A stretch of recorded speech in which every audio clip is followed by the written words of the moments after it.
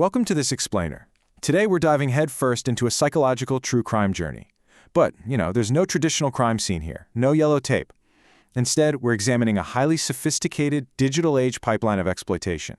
It's one that originates in Nepal and stretches all the way to the picturesque cafes of Europe. It's an operation where the weapon of choice isn't violence at all, it's intimacy.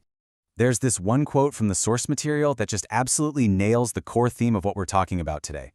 From the outside, it looks like love. That's precisely the point. What we're looking at here is a meticulously constructed, completely weaponized romance. To the victim, it feels like a genuine connection, right? You've got months of texting, coffee dates, shared vulnerabilities, but behind the scenes, it's a calculated honey trap explicitly designed to exploit physical or emotional attraction for massive financial and social gain.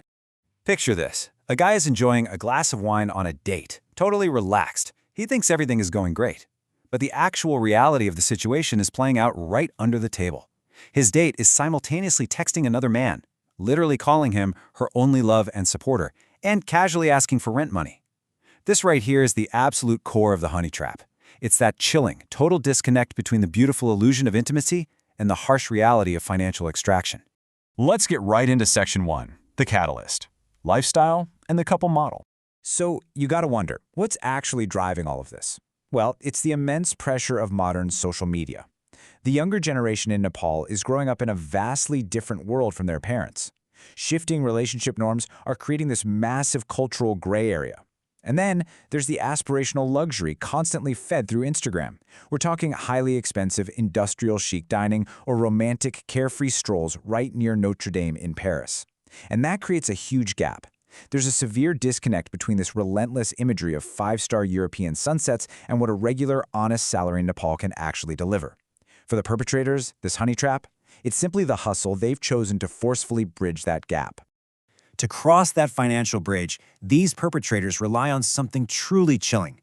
It's called the couple model. See, this is no longer just some clumsy solo scam. It's organized crime, and it's operating like a team sport. Real-life boyfriends and girlfriends act as silent recruiters for each other.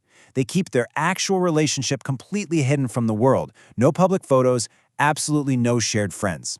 The boyfriend introduces his girlfriend to wealthy male targets, and she does the exact same for him with her female circle. It's basically, hey, you trap someone for me, I'll trap someone for you. And those extracted funds, they secretly pay for their shared hidden life of luxury. Moving right along to Section 2, the playbook, executing the trap. Okay, now that we understand the motivations, let's break down the playbook. How do they actually do it? The operation essentially relies on three main traps to extract both money and leverage. First up, the marriage trap. Now this is the long game. The perpetrator pushes really hard for legal marriage. Why? Because under Nepali law, a man cannot remarry without legally dissolving his current marriage. Once they're legally bound, boom, the trap springs. The victim has to pay a massive financial settlement or face a completely humiliating legal battle. Then there's the blackmail trap. They get their hands on intimate media and use it as direct leverage against the victim's reputation and career. Finally, the foreign visa trap. This is where the perpetrator cultivates multiple targets at once, just bleeding them financially as quote-unquote investments for a fake shared future abroad. When you really look at it, it is, in essence, a criminal partnership completely disguised as a love story. The gravity of that organized deception is honestly staggering. They are literally weaponizing our very human desire for connection and turning it into a cold, hard extraction mechanism. And their operational security? It is incredibly tight. These perpetrators cover their tracks with the precision of professional investigators. Chats and photos deleted immediately. Money is moved entirely in cash through untraceable e-wallets or via hawala networks, which are these informal off-the-grid money transfer systems. They carefully curate their social media to always appear single. And brilliantly, darkly brilliantly, when they extort someone, it rarely actually sounds like a threat. Instead, they feign distress. They wrap their extortion in the language of hurt feelings, so the victim is just left totally confused and, most importantly, without any hard evidence. Now things get even wilder in Section 3, the escalation, the European route. So what happens when the heat gets just a bit too intense back home? When victims finally start talking and faces become too recognizable in Nepal, the perpetrators flee. They literally take the operation global. They use all those stolen resources to physically escape, trading a Nepali passport for a French visa application. Practically overnight, the geography of the crime dramatically shifts from the Himalayas right to the shadow of the Eiffel Tower. Once they land in Europe, they secure their stay by actively exploiting international asylum loopholes, specifically at places like the French Immigration Office. They'll go in and check boxes for completely fabricated narratives, like claiming gender-based persecution. They do this knowing full well that European jurisdictions generally aren't going to extradite individuals back to Nepal for what looks like petty financial crimes. They're deliberately using the asylum system as a bureaucratic shield against the massive fraud they committed back home. This whole thing creates just an incredibly stark contrast. I mean, their public, Instagram life, is all about posing by the Eiffel Tower, sipping expensive coffee in Parisian cafes, looking super successful and free, yet their operational reality is deeply anchored in asylum fraud. Behind the glowing screens of their phones, they are engaging in the remote, long-distance extraction of funds from the very same victims they left behind in Nepal, all while simultaneously scoping out new targets right there in Europe.